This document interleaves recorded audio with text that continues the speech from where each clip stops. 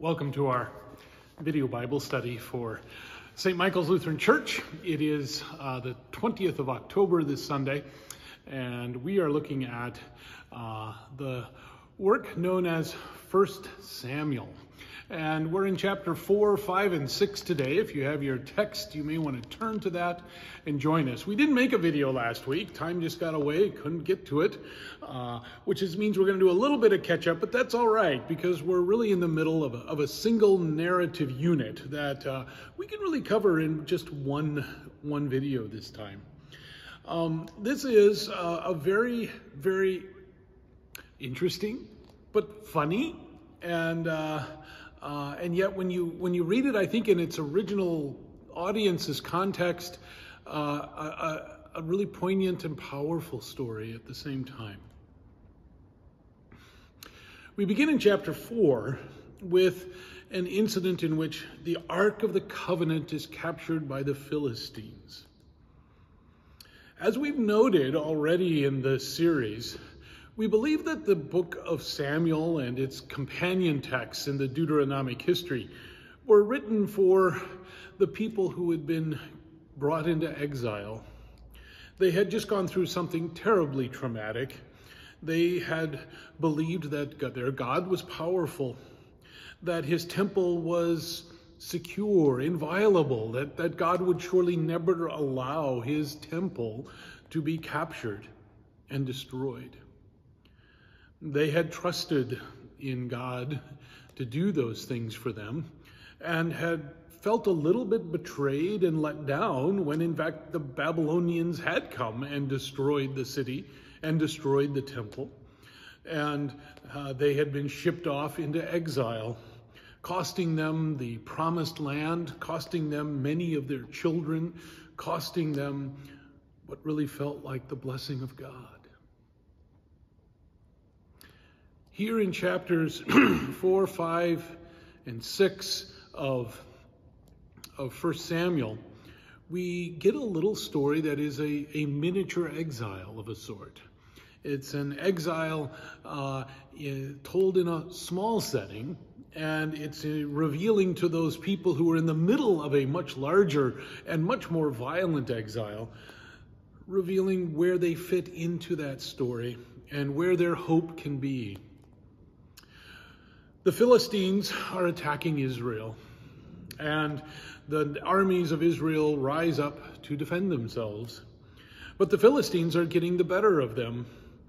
We believe, as we noted earlier, that this was because the Philistines had a superior weapons technology.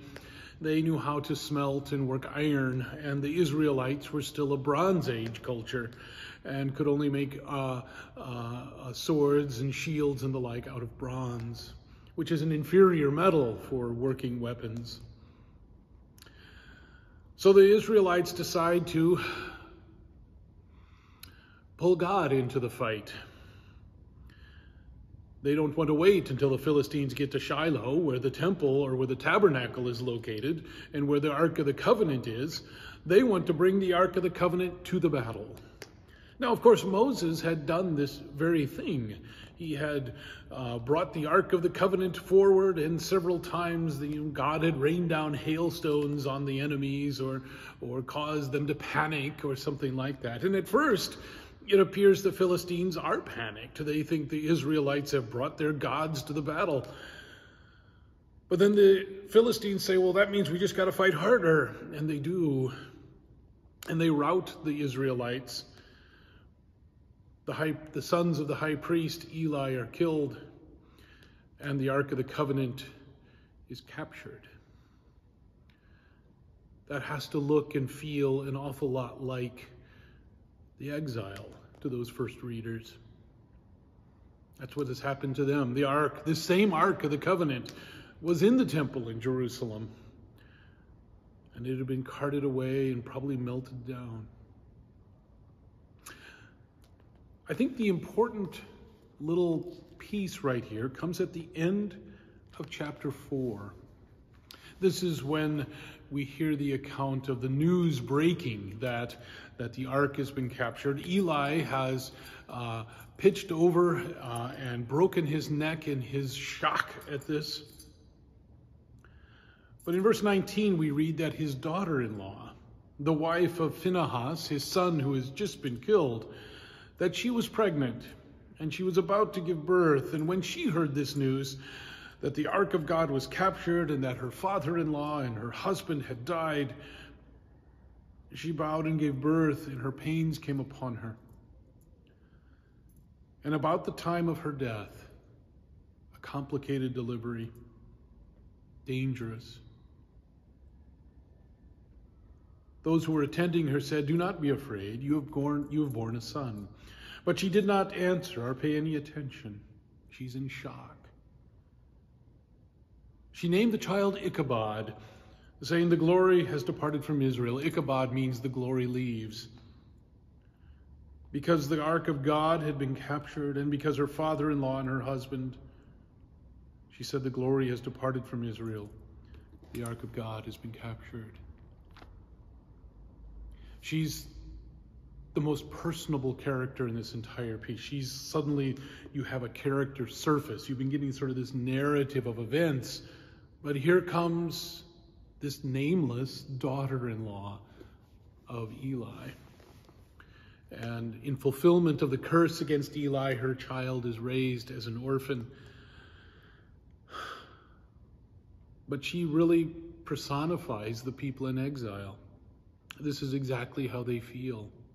The glory has left Israel. The glory of God has departed.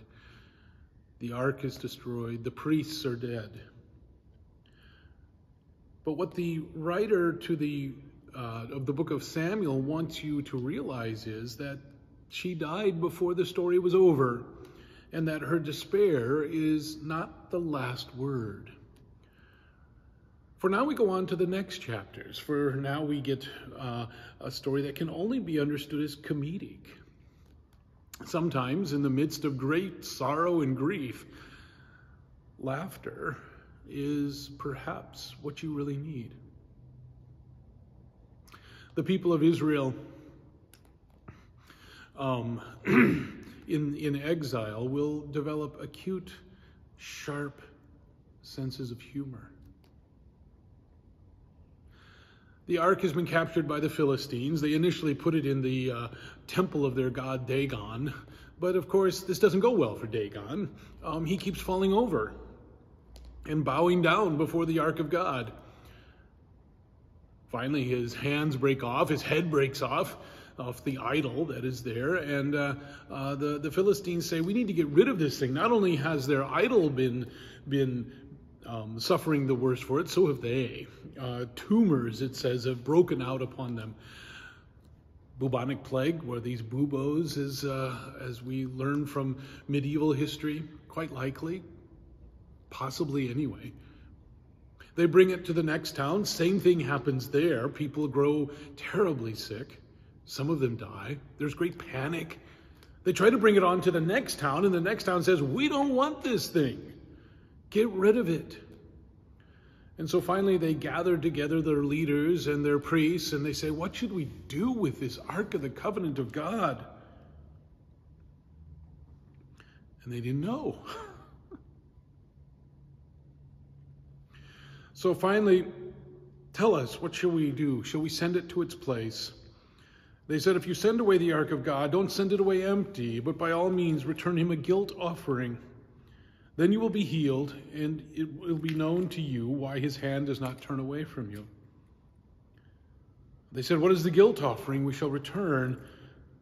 5 golden tumors, 5 golden mice, according to the number of the lords of the Philistines. For the same plague was on all of you and on all your lords.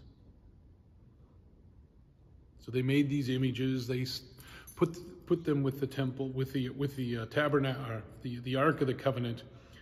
And they put it on a wagon. And they put 2 oxen in front of it. 2 milk cows, which there had never come a yoke. They took their calves away from them, and they pushed the milk cows on. If you know anything about the way a milk cow and her calf have a relationship, they bring the calves home. Presumably, or normally, a cow would simply go to her calf, but not these, not with the Ark of the Covenant behind them. If it goes up on its way to its own land, to Beth-Shemesh, then it is he who has done this great harm. But if not, then we shall know that it is not by his hand that has struck us, and it happened to us by coincidence. So they're trying to determine, is this really the hand of God that is against us, or is it not? And so they set up this little test. They put the ark on a cart. They put these gifts with it. They hooked these 2 cows up to it. And what do you know?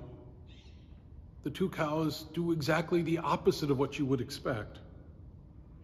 They take the cart and they move toward Beth-Shemesh, toward the land of Israel. Now the people of Beth-Shemesh were reaping their wheat harvest in the valley. When they lifted up their eyes, they saw, here comes the Ark of the Covenant, all by itself. There's nobody driving the cart. The cart came into a field of Joshua ben Shemesh and stopped there. There was a great stone there, and they split up the wood of the cart, and they offered the cows as a burnt offering.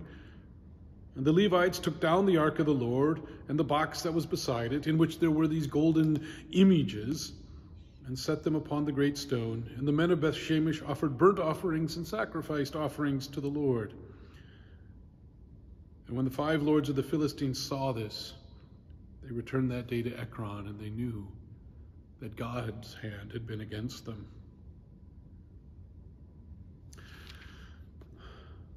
Finally, they take the ark and they leave it there for 7 months.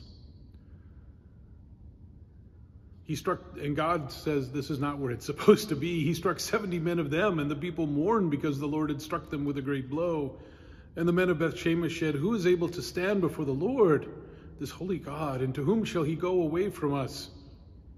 So they sent messengers to the inhabitants of Kiriath-Jearim, saying, the Philistines have returned the ark of the Lord. Come down and take it up. Get it out of here.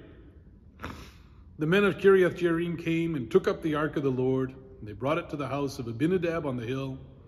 They consecrated his son Eleazar to have charge of the house of the ark of the Lord. And from the day that the ark was lodged in Kiriath-Jearim, a long time passed, some 20 years, and all the house of Israel lamented after the Lord. So the Israelites don't even manage to get it all the way back. But I think this story tells something really important to those people in exile. God can take care of himself. The gods of the Philistines are not stronger than he was. And in fact, when it comes time to come home, God will manage that all of his own. You don't need to worry about it. And God will come home. He will come to his place. He will redeem Israel. That day will come. We'll probably mess it up that day too, but God won't. God will take care of it. For those folks in exile, it was a great hope. They saw no way for them to break their bonds and return to Israel, to worship God in the place that he had given them according to the promise that he had made to Abraham and Isaac and Jacob. They didn't know how they could do it. In this little story, laughing at the gods of the Philistines and even at the Philistines themselves, assures them that's a burden they don't have to bear. God will do it. We'll talk more about this on Sunday. God bless you.